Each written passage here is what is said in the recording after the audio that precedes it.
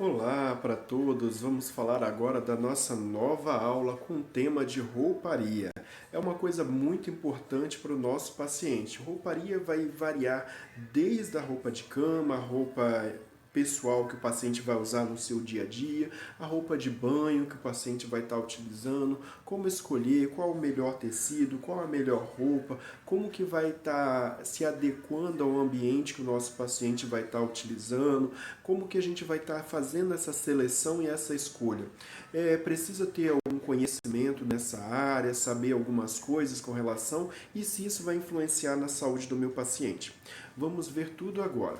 Primeira coisa que a gente precisa saber é que a rouparia ela varia desde o calçado até o que a gente pode colocar como adereço na cabeça do nosso paciente, como um chapéu, um boné, uma touca, várias coisas, desde do calçado até a cabeça ou da cabeça até os pés, como a gente gosta de estudar e deve ser feito crânio-caudal. Lembram desse termo? Da cabeça para os pés. Então essa é a rouparia. Vamos começar falando primeiro não do paciente, mas da roupa de cama deste paciente. Já vimos que o paciente, para preparar a roupa de cama do paciente, nós precisamos de 3 lençóis, precisamos de fronha. Então a gente vai precisar que esses 3 lençóis, que essa fronha e que aquela manta, cobertor ou edredom seja de um determinado tecido. E qual seria esse tecido?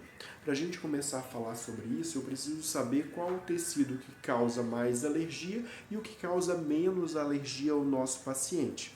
Para os pacientes idosos, é mais aconselhável que o material dessa roupa seja de algodão. Quanto mais puro o algodão, ou seja, fio 100% algodão, melhor para o nosso paciente. Porém, sabemos que quanto mais puro, mais algodão for a roupa, mais caro essa roupa é. Geralmente eles misturam algodão com algum produto sintético. Só que a pele do idoso, por ser uma pele muito sensível, pela imunidade dele ser uma imunidade baixa, ele ser imunodepressivo, o que a gente precisa fazer? Precisa escolher tecidos com maior quantidade, maior porcentagem de algodão possível, pois esse algodão vai irritar menos a pele do paciente, causando menos tipos de lesão, vai ser mais fácil manipular o paciente que esteja em cima do lençol de algodão, que esse lençol ele é mais macio, ele causa menos arranhões, menos fricção na pele, ele dá mais conforto, ele esquenta menos. Ele é um tecido mais agradável, mais indicado, então quando forem comprar, indicar a compra e indique sempre ou comprem sempre tecidos com a maior porcentagem de algodão possível. Então a roupa de cama do paciente tem que ser com algodão. Ok? E aquele cobertor, aquele edredom, de preferência a cobertores de lã. A lã, ela tende a acumular um pouquinho mais de poeira, porque ela tem mais espaço entre as fibras delas, porém essas fibras causam menos irritabilidade ao nosso paciente e é mais fácil de ser lavado. Quando você vai lavar, sai mais fácil a sujidade, enquanto os outros tendem a reter mais a sujidade nesse tecido. Então, tecidos mais leves mesmo e mais quentes. A lã é bem quente e isso limpa-se com mais facilidade. Agora, tecidos sintéticos vai ser mais complicado. Então, falamos da roupa de cama do nosso paciente. Agora vamos falar do calçado do paciente. Vamos lá, se estamos falando de idosos, trabalhando com idosos, pessoas da terceira idade, temos que ter a consciência, colocar a mão na cabeça e ter consciência de que idoso não pode andar de sandália. Idoso não pode andar de sandálias. Havaiana, Kenner e outros tipos de marca como essa, Tio, não é permitido para idosos. Ah, mas meu idoso gosta. Não importa. Você vai ter que convencer o seu idoso que sandálias não foram feitas para idosos. Por que não foram feitas para idosos, professor? O idoso ele tende a perder a capacidade dele de marcha. A capacidade de marcha é você conseguir caminhar levantando um pé e colocando um pé na frente do outro enquanto você está andando. sem que o pé tem que ir assim, aqui está o chão, minha mão aqui é o chão, eu vou pisar no chão, quando eu levanto o pé tem que ir reto e pisar no chão de novo. Com o passar do tempo, a gente vai começando a levantar o pé assim, com a ponta do pé inclinada, até que chega um ponto que você vai começar a arrastar essa ponta do pé, porque você não vai conseguir tirar o pé todo do chão e o chão vai vir, e o pé vai vir inclinado. Aí é quando acontece as quedas. A marcha do idoso é mais dificultosa. E esse chinelo, quando eles dobram, eles enrolam embaixo do pé, fazendo uma alavanca, impulsionando o paciente para frente. Sem contar que a correia deles, principalmente a Havaiana e a Tio-Tio, são correias muito fracas e elas soltam ou quebram facilmente, o que não dá estabilidade para o paciente. Nossa, professor, eu não sabia disso. Então, qual é o calçado ideal para o paciente idoso? Calçados são sandálias, aquelas sandálias que são fechadas atrás. O pé do paciente está aqui e a sandália fechada atrás aqui também, que você tem que encaixar o pé dentro. Muita gente não gosta daquelas sandálias, os novos não gostam porque falam que são sandálias de velho. Realmente, são sandálias de idosos, pois elas seguram o pé do paciente, elas fixam melhor ali e ela não tende a enrolar por dentro, porque ela é presa atrás do calcanhar. Então essa é a sandália ideal para o nosso idoso. Então nada de Havaianas. Primeiro ponto. Outro ponto que temos que observar, sandália para o idoso, ele tem que ser rasteirinha, nada de salto. Idoso não pode andar de salto, tem que ser rasteirinha. E essa rasteirinha tem que ser uma rasteirinha antiaderente, que fixa melhor no chão. Já vimos 3 coisas. O calçado tem que ser uma sandália que feche atrás do calcanhar, fechada. Essa sandália tem que ser rasteirinha, não pode ter salto e tem que ter um solado antiaderente. Outra coisa que temos que observar, esse calçado, de preferência, ele tem que ser de 2 materiais. Ou ele tem que ser de pano, para dar mais conforto e não machucar o pé do paciente, ou ele tem que ser de couro, porque vai dar menos alergia ao nosso paciente. Produtos sintéticos vão causar alergia ao pé do paciente. Então, de preferência, pano, aquelas sapatilhazinhas para mulheres. Alguns homens já usam sapatilhas que têm sapatilhas exclusivas para o pé masculino. E geralmente a sandália de couro é a mais indicada. Ela é toda feita de couro e tem uns detalhezinhos, furinhos em volta para deixar o ar entrar no pé do paciente e não dar um mau odor. E os dedinhos são para fora. Ok? Na próxima aula prática estarei mostrando para vocês um idoso caminhando com essas sandálias, ok? Tanto com a Havaianas, a Tio-Tio, quanto a sandália correta de couro. Outro ponto que eu devo observar com relação às sandálias. Essas sandálias, principalmente nesse momento que estamos vivendo, que agora o mundo está enfrentando essa pandemia, e daqui para frente essa pandemia, os hábitos que estamos desenvolvendo nela vão ter que perdurar por toda uma geração, e de preferência que continue, que são bons hábitos de higiene, que o principal deles é o quê? Temos que diferenciar o calçado que o paciente usa do lado externo da residência, fora da residência, na rua, com o calçado que ele usa dentro da residência. O nosso idoso não é para ficar descalço dentro de casa. Deve sim usar sandálias dentro de casa também. Ah, professor, meu idoso não tem sandália. Coloque uma pantufa, desde que essa pantufa seja com solado antiaderente e que ela seja fechada atrás. Ele pode sim usar a pantufa dele, que esquenta o pezinho dele, principalmente nos dias frios. Professor, mas meu paciente não quer usar nem a pantufa, nem quer usar a sandália. Então, no mínimo, ele vai ter que calçar uma meia. Essa meia pode ser uma meia cano longo ou uma meia soquete, que seja antiderrapante por baixo, que caso você não encontre no mercado na sua região, você pode solicitar essa meia pela internet. Ela tem vários pedacinhos embaixo que garantem de plástico, que garantem ela ser antiaderente, que ajuda a estabilizar o paciente. Ele tende a cair menos, ter menos chance de sofrer um acidente e de passar por grandes complicações decorrentes desse acidente, ok? Isso é o calçado. Vamos subir agora e falar um pouco sobre a roupa. Vou falar primeiro do sexo masculino e depois falar do sexo feminino. O sexo masculino é ideal que ele utilize principalmente à noite pijamas. E esse pijama, de preferência, que seja de botão. A parte de cima do pijama seja de botão, de abotoar, e esse botão seja daquele que você só encaixa, ele dá um estalozinho, faz tac, tac, tac, tac, tac. E quando você vai abrir, ele é mais fácil do que você ficar abotoando botão por botão. Caso você não encontre esse botãozinho de encaixe, você simplesmente usa aquele botão normal, convencional, que usamos todos os dias. Agora, com relação à parte de baixo do pijama, ela, de preferência, se o paciente for acamado, que ela abra pelas laterais, que tenha botão nas laterais. Isso facilitará muito você manusear o seu paciente. Ela tem que ter botões nas laterais e algumas vêm com botão até na parte de baixo. Mas só de ter botão nas laterais já facilita. Você vai abrir a perna, os botões de uma lateral da perna, você abriu e já tirou a bermuda daquele lado.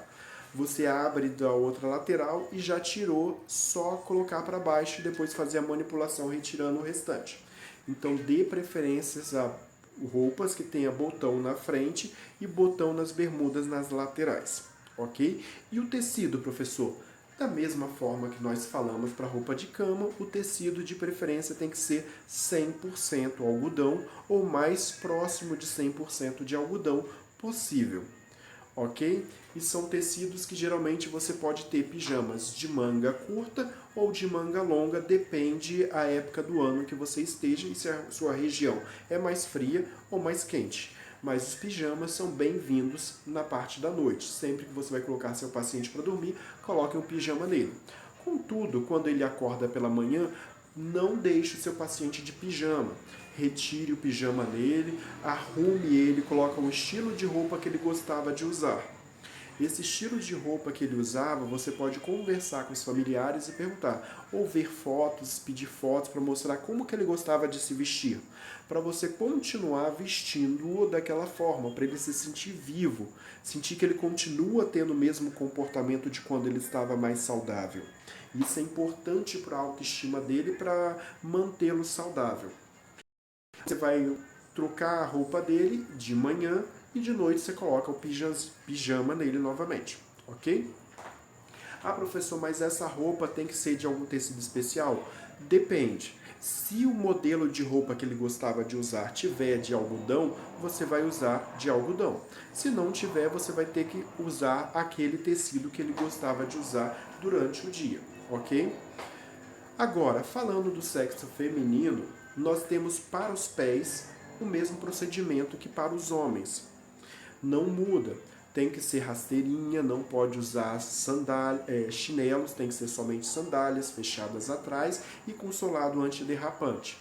Caso não queira usar, pode usar pantufa com solado antiderrapante ou uma meia com solado antiderrapante. É a mesma coisa. Agora, com relação ao pijama. Com relação ao pijama do sexo feminino, nós temos o mesmo comportamento do masculino na parte superior. Os pijamas abertos na frente, para ser usado pelas mulheres também.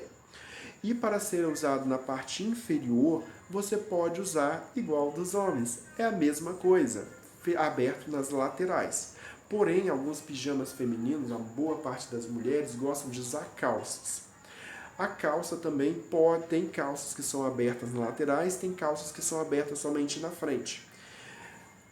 Eu vou estar demonstrando na prática como colocar esses pijamas no paciente para vocês estarem vendo a melhor forma de colocar para não ter muita complicação nem precisar manusear muito o paciente, ser uma coisa mais simples, mais rápida. Então vai ser bem tranquilo. Outro detalhe que vocês podem ver, dependendo da região onde vocês forem trabalhar, é uma peça masculina conhecida como cirola. A cirola ela pode ser curta, que vai até o joelho, ou ela pode ser uma cirola que vai até os pés. E tem ciroulas que vestem o corpo inteiro, do braço, tórax, pernas. Ciroulas são um tipo de sunga que é um pouquinho, algumas são mais folgadinhas, outras são bem grudadinhas no corpo, que é utilizada por baixo do pijama ou por baixo da calça, ou por baixo da bermuda, em locais muito frios para ajudar a esquentar o paciente ou a pessoa. Então é interessante vocês conhecerem esses tipos de materiais e saber que dependendo da região é sim o hábito, o costume de usar esses tipos de materiais, ok? Com relação à rouparia também, nós podemos colocar chapéus, toucas no nosso paciente. E falando do sexo feminino, continuando a falar, como eu falei, quando amanhecer, vocês vão tirar o pijama, igual falamos do sexo masculino. E vocês vão colocar uma roupinha nesse paciente, da mesma ideia, com o mesmo conceito do masculino, conversar com os familiares, saber qual era a roupa que ela gostava de utilizar, olhar algumas fotos para saber a forma com que ela usava aquelas roupas e vai estar tentando colocar essas roupas nela na medida do possível. Outro ponto importante é que não é só colocar roupa na paciente, principalmente do sexo feminino. Dê uma caprichada na paciente, no visual dela, faça um penteado bem legalzinho para ela. Se você tiver prática, faça uma escovinha no cabelo dela, que nem sempre eles vão ter tempo de ir no salão. E é tão simples fazer uma escova. Se você não souber, eu vou deixar disponibilizado para vocês vídeo mostrando como que faz, que é importante a gente cuidar também da aparência do nosso paciente. E se for necessário fazer uma escova, passar um batom, fazer uma maquiagem, você vai ter que fazer, mesmo você sendo um homem, mas se você estiver tratando de uma senhora, você vai ter que fazer isso nela. Da mesma forma que uma mulher que esteja cuidando de um homem vai ter que fazer a barba neste homem. Ele gostava de uma barba bem feita, assim, assim, assado. Se não tiver como chamar alguém para vir fazer, você mesmo pode aprender e fazer essa barba nele, que não é difícil. Basta querer que a gente aprende e fazemos, ok? Com relação à rouparia, era isso que eu tinha que falar. Faltou falar das toalhas. As toalhas seguem o mesmo estilo, tem que ser toalhas de algodão. E essa toalha tem que ser trocada a cada dia. Você usou no paciente, 24 horas depois você tem que colocá-la para lavar e pegar outra toalha. Com relação à roupa de cama, é bom sempre frisar isso, quando você vai substituir a roupa de cama, todas as vezes que ela estiver suja. Faz necessidade de trocar todos os dias ou a cada 12 horas? Não há necessidade para isso. Você pode ficar até 72 horas com a roupa de cama lá no local. Isso para pacientes acamados. Para pacientes que só dormem na cama, só vai lá, dorme, passa o dia inteiro fora da cama, não precisa trocar a cada 72 horas. Você pode ficar um pouco mais. Você pode ficar a cada 7 dias, a cada 10 dias. Vai de acordo com o ritmo da casa onde a pessoa mora. Se eles têm o hábito de a cada 7 dias retirar a roupa de cama de todo mundo e trocar, nesse dia você troca a roupa de cama do seu paciente. Se eles têm o hábito de 10, 15 dias, você também vai fazer a mesma coisa, pois o paciente está tendo a vida normal como qualquer outro morador da casa. Só passa a noite na cama e de dia ele fica em outro ambiente fazendo outra coisa. Agora, se o paciente ficar somente no leito e o leito estiver limpo, no máximo em 72 horas, você deve trocar essa roupa de cama, ou seja, a cada 3 dias no máximo. Se houver sujidade, sujar o lençol ou a roupa de cama por algum motivo, você deve trocar sim essa roupa de cama, principalmente se ela estiver suja e molhada. Nada de dar aquele famoso migué, molhou a roupa de cama, sujou de dieta, coloca um lençolzinho por cima para passar o plantão para o seu amigo, para ele trocar a roupa de cama. Não faça isso, passe o plantão redondinho, sempre com o paciente limpinho. Isso demonstra que você é um excelente profissional, que você zela pelo seu paciente e você demonstra para todo mundo, para quem te contratou e para os seus amigos de equipe, que você é um profissional sério e que sabe o que está fazendo. Um profissional diferenciado. O nosso próximo tópico é posicionamentos. Posicionamentos, vocês vão estar vendo um vídeo já hoje prático que fala sobre mudança de decúbito que já está disponível para vocês. Nessa mudança de decúbito, nós vamos colocar o paciente deitado em algumas posições. Quais são essas posições? Nós vamos deixar ele do lado direito, deitado de lado direito, que a gente chama de decúbito lateral direito. Nós vamos colocar o paciente deitadinho de costas na cama, a gente chama esse decúbito de decúbito dorsal.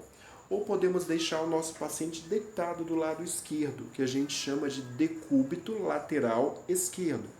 Mais para frente eu deixaria um vídeo prático para vocês, ensinando a montar um reloginho que vai ajudar muito vocês na realização da mudança de decúbito.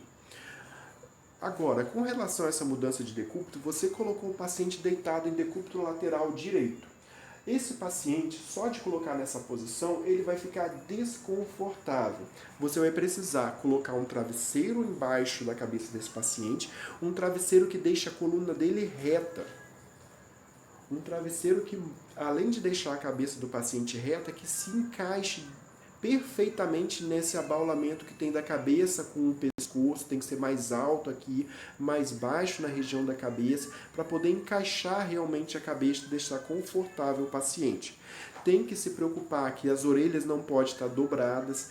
Tem vezes que você coloca o paciente, a orelha fica dobrada, quando você vai tirar o paciente, mudar o paciente de posição, tirar da posição que ele estava, a orelha chega a estar vermelha, quente, o paciente ficou sentindo um incômodo. E se for paciente acamado, que não tem reflexo, não tem como falar para você que aquilo está acontecendo, ele vai passar longo tempo, longo período sentindo dor e desconforto, sem você saber que está daquele jeito. Então, sempre que posicionar o paciente, certifique-se que a orelha está certinha, no local certo, que nada está atrapalhando esse paciente.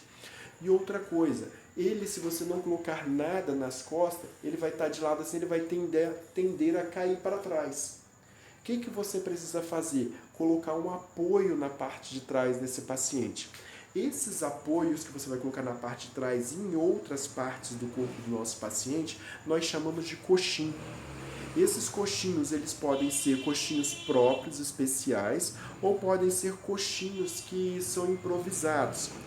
Esses improvisados, nós utilizamos travesseiros, cobertores, lençóis, edredom, coberta, colcha. Nós utilizamos vários tipos de coisas para fazer esses coxinhos.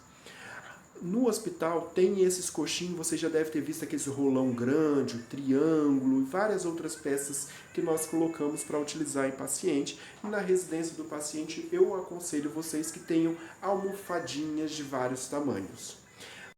Mas eu não tenho almofadinha, você pode falar com os familiares e eles providenciar, mandar alguém fazer.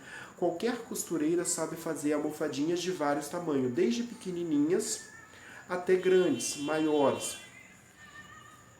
Essas almofadinhas vão servir para ajudar o paciente a manter a posição que você colocou ele, para dar mais conforto ao paciente nessa posição que ele está ficando agora e para evitar que uma parte do corpo encoste na outra, principalmente aquelas partes do corpo em que há proeminências ósseas, ou seja, as partes mais externas dos ossos, aquela parte principalmente dos ossos grandes. Por exemplo, a articulação aqui do cotovelo, nós temos o rádio, a una e o húmero. E ele se encontra aqui, tem esse monte de ossinho que você coloca o dedo, só tem a pele tapando os ossinhos. Se você colocar a mão no seu ombro aqui em cima, você vai sentir que só tem a pele tapando os ossos. Se você colocar a mão na sua cabeça atrás, você vai sentir que só tem a pele tapando o seu crânio. Se você colocar a mão em outras partes do seu corpo, você vai sentir que abaixo da pele está exatamente o osso. Essas partes que o osso está mais externo, nós chamamos de proeminência óssea. E se essa parte ficar em contato com uma superfície mais dura por um longo período de tempo parece ser muito tempo, só que um tempo assim em torno de, no máximo, 2 horas, entre 1h30 e 2 horas, dependendo do organismo de cada pessoa, pode começar a surgir lesões. Essas lesões, elas têm uma evolução muito rápida. Se não houver uma intervenção do cuidador ou da pessoa que está cuidando de tirar essa pessoa dessa posição, essa lesão ela vai se expandir tanto que ela vai abrir grandes feridas. e essas feridas recebem o nome de úlceras. Úlceras de pressão, porque o peso do osso ali sobre a pele fez a pele abrir essa ferida, que a gente vai aprender sobre isso mais para frente. Então esse coxinho vai ajudar. Se o colchão é muito duro, você coloca o coxinho, o paciente em cima, então vai deixar aquela região, aquele local mais macio. Ou não vai deixar uma parte do corpo encostar na outra. Por exemplo, se você colocar o paciente deitado de lado, um joelho vai ficar encostado no outro. Imagina que aqui é um joelho, essa mão, e esse outro aqui é um joelho. Está encostado no outro. Agora, se eu ficar com os dois encostados, vai dar uma ferida aqui dentro, na pele dos dois joelhos. Agora eu posso colocar um joelho aqui, colocar uma almofada, um travesseiro, e o outro joelho vem por cima. Eu estou evitando de um joelho encostar no outro com uma coisa macia entre eles, que vai reduzir a pressão ali naquela região. Então a gente usa, conforme está esse esquema, essas duas fotos aí, esse monte de travesseirinhos amarelo, mostrando os principais locais que nós devemos colocar almofadas ou travesseiro ou coxinhos. Alguma coisa para auxiliar o nosso paciente no posicionamento dele. Na foto de cima que vocês estão vendo no slide, tem um paciente de decúbito dorsal e os locais que nós colocamos, que é aconselhável colocar os travesseiros, os coxinhos. E do outro lado nós temos o paciente em decúbito para baixo, decúbito lateral direito. O posicionamento do paciente e os coxinhos que devem ser colocados. Ok? Caso vocês tenham alguma dúvida, novamente eu falo para vocês, anotem essa dúvida, encaminhem para a diretora Dulce, e a Dulce encaminhará para mim, e eu estarei respondendo o mais rápido possível para tirar as dúvidas de vocês. Essa foi a nossa aula desse assunto de posicionamento. Eu espero que vocês tenham gostado. Na próxima videoaula estaremos dando continuidade a esse assunto, que é um assunto bem grande, e ficamos por aqui agora.